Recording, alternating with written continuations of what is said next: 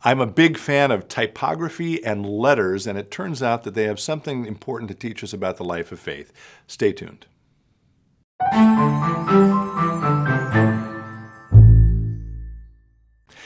Hello, friends. Pastor Tim Westermeyer here, Senior Pastor of St. Philip Deacon in the western suburbs of Minneapolis. Good to be with you, as always.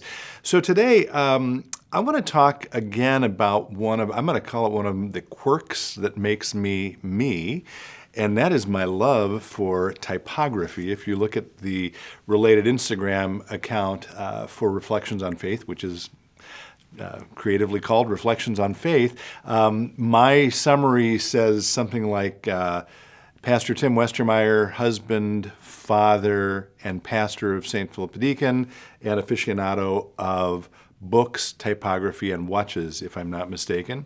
And so that's kind of a helpful distillation, but it is true. I do love typography. I can't explain it. It's one of the weird things that makes me who I am. I've talked in other episodes, as I recall, about other kinds of interests of mine. Watches, certainly, letterpress printing. I don't know if we've talked about golf. That's another interest of mine.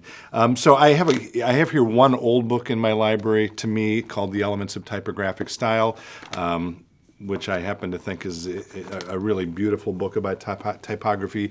But the reason I've got it on my mind this week is I just purchased another really big, large book. It's not brand new. I think it was published in 2015.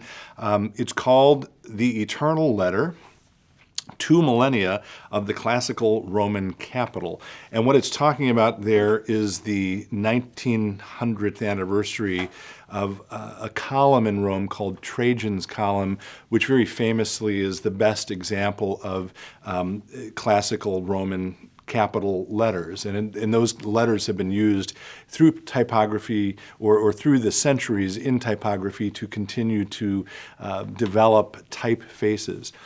So, what's my point related to faith here? My point is, I'm not asking you to be interested in typography. Again, it's one of the things that makes me who I am, and I have to say I am kind of geeking out over this incredibly beautiful book.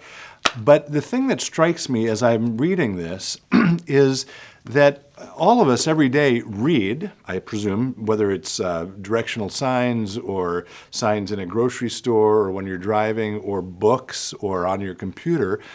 And words themselves are a kind of miracle, I would say, but I'm not sure we consider or pay attention or think about the fact that the letters that make up words have been designed by actual real human beings who have in some cases given their lives to making those letters beautiful. So the letters are in a way invisible to us. And it strikes me that in the life of faith, there are all kinds of things that happen every day.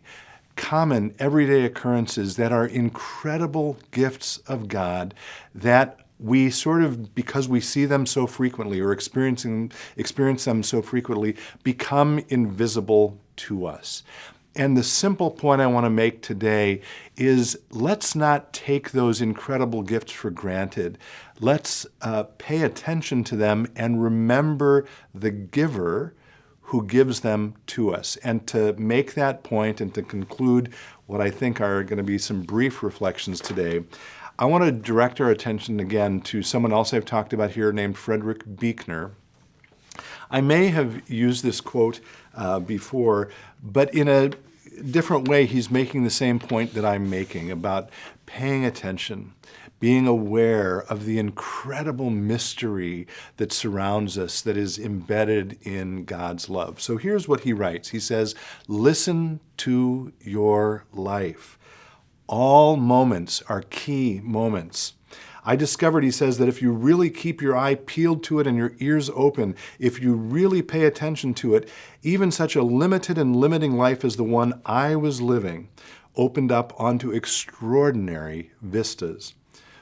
Taking your children to school and kissing your wife goodbye, eating lunch with a friend, trying to do a decent day's work, hearing the rain patter against the window. There is no event so commonplace, he writes, but that God is present within it, always hiddenly, always leaving you room to recognize him or to not recognize him, but all the more fascinatingly because of that, all the more compellingly and hauntingly. And then he says this, and this is sort of a summary of his whole life as a writer and preacher.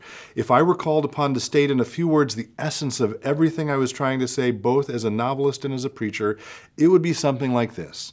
Listen to your life. See it for the fathomless mystery that it is, in the boredom and pain of it no less than in the excitement and gladness. Touch, taste, smell your way to the holy and hidden heart of it, because in the last analysis, all moments are key moments, and life itself is grace. Today, my friends, I pray that you will pay attention to the grace that surrounds you. And until next time, be well, stay in touch, and God bless.